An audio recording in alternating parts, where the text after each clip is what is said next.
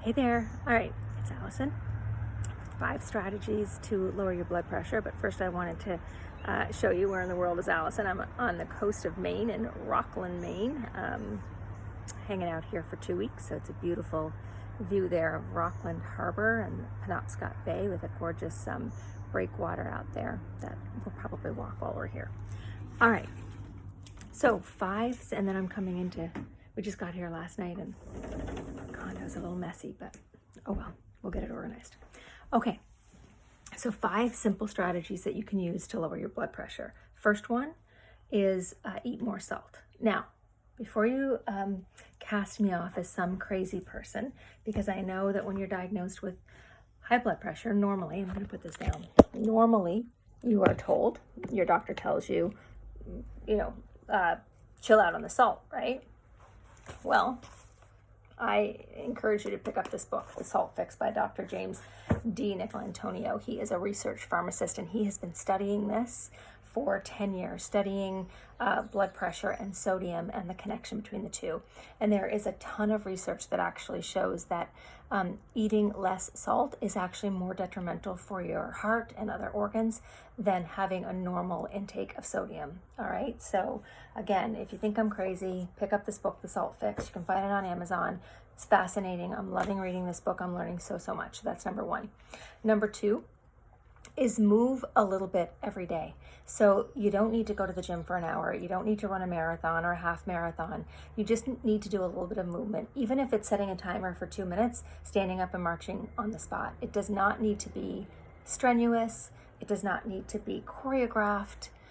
You put your favorite song on and you dance around. Maybe you're really sedentary and you haven't been moving at all. You can literally just sit and move your arms. I mean, really simple, right? It does not need to be super strenuous, or doesn't need to be a long period of time either. Just move a little bit every day. Number 3 is breathe, right? That's so simple. I actually helped a friend of mine who was having some anxiety that was raising her blood pressure because she was getting ready for a major hip surgery.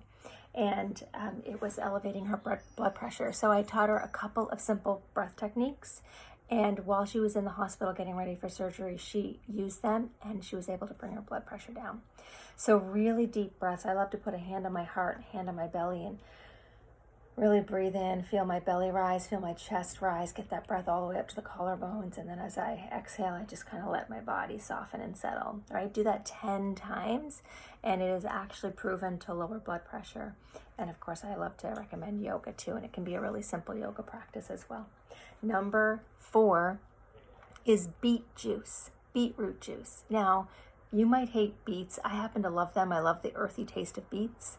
But studies show that about 17 ounces of beet juice per day can actually lower, in about 4 to 6 hours, lower the systolic number, the number on the top of your blood pressure reading. So systolic blood pressure is how much blood how much pressure your blood is exerting against the artery wall when your heart is beating, okay?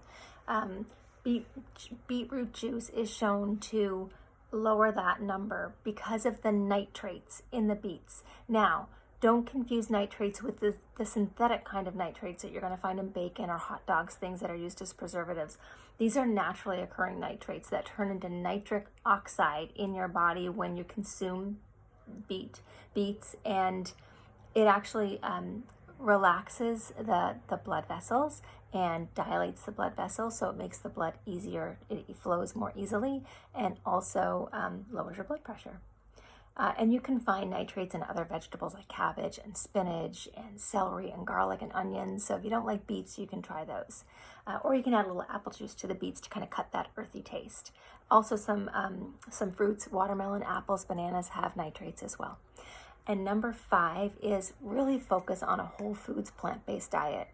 More fruits, more veggies, organic nuts and seeds. If you're not eating organic nuts and seeds, they're more likely to be laden with a lot of pesticides, and there's a lot of research out there about what pesticides do to us and the impact that it has on our bodies. So organic if you can, healthy fats like avocado and coconut oil, and really clean sources of meat. So wild caught fish, organic grass-fed beef, chicken that doesn't have any added hormones or antibiotics. If you're going to consume meat, do your best to consume the cleanest meat that you can afford. So those are my top 5 strategies to help you lower your blood pressure. And if you don't know me, you're just kind of bumping into me for the first time. This is my job. This is my passion, is helping people and teaching people the strategies and techniques that they can use to help them overcome blood pressure, high blood pressure, metabolic disorders like pre-diabetes and type 2 diabetes. All right. Have a wonderful rest of your day. Take care.